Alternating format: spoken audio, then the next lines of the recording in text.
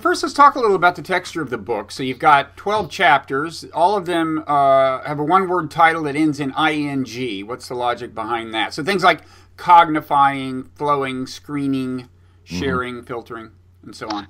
Well, there's a couple of things going on there. One is these are, I don't even know what the technical term is, present participles, gerunds. That It's yeah. I was thinking gerund, but I don't.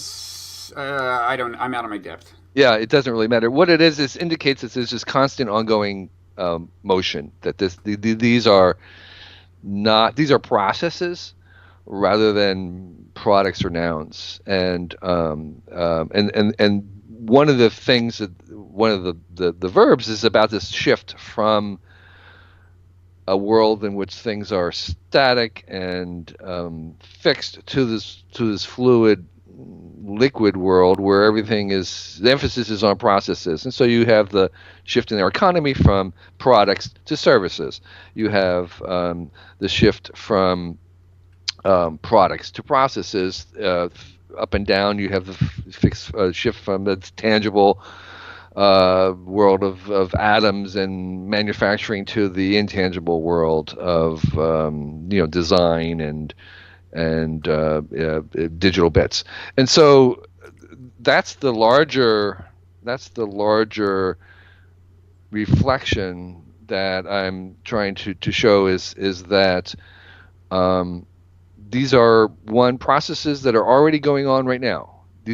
I'm not suggesting that these are things that are going to happen. I'm saying no, they're in process right now. They may be faint, and what we're going to see is an increase in their complexity, density, diversity. And secondly, that there isn't really an end point. There's no omega point that we're headed to. These are directions. These are movements, and they're not even about the particulars. They're about a general trajectory. Funny you should say that. Use the term omega point because that is famously associated with this theologian, this Catholic mystic theologian and paleontologist Pierre Teilhard de Chardin, who wrote about 100 years ago about this stuff, and had a vision that in some ways resonates with yours, right? Building toward what could be called a kind of a giant superorganism, and he did see a culmination. Of course, this was a theological matter for him ultimately, a culmination in something called point omega. But you see this going on forever. Yeah. So I think Chardin was in some ways captured by a very common, what I would say, misconception about evolution. And the misconception of evolution is that it's a ladder climbing up and up, and that it is that in some senses you could say that there's a single dimension, and we talk about higher things evolving higher. The proper visualization of evolution is a point radiating outward further and further. Mm-hmm. And so every single species alive today on this planet is equally evolved. Every single one of them, including the cockroach and the clam, has undergone 4.5 billion years of evolution.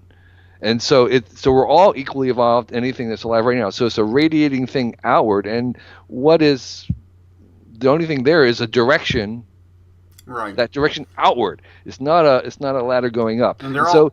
Oh, sorry. Go ahead. yeah. And so the omega point has this idea that we're on a ladder and we're going to reach to some endpoint. And I'm saying there is no endpoint. And in my view, the technology is an extension of the same fundamental self-organizing principles underlying natural selection and evolution, and that it's also radiating outward. That Right. there's all these outward radiating, and there's directions going in that thing, but there's no endpoint. There's no destination. It's a direction. Although, of all these species, only one so far has gotten to the point where it's set in motion a technological evolution that could then kind of be parallel with evolution, right? I mean, I, I, which I, I don't I think was inevitable that our species would do it, but But if you step back and see this thing as directional in some sense, that it's an important part of the direction that one species or another was likely to launch this second kind of technological evolution that your book is about, right? Yeah, I don't actually see it as necessarily in parallel. I see it as very much as the seventh kingdom of life, as an extension of the things. And it's the way I would sort of imagine, and here we'll talk about AI a little bit, is that what we're going to be doing, we humans, with our technology, is basically in making kinds of minds that biology itself alone in its tissue form could not get to. So we're going to basically in populate the space of all possible ways of thinking with species of mind that could not be done if you just relied on DNA. In the same way that we have invented other ways of flying besides flapping wings and gliding. We invented artificial flight, which entails strapping a barn door on a jet engine and flying. It's a crazy way, but we have actually been involved in populating, so to speak, the possible ways to fly lighter than air with a species that we could not get to just with DNA.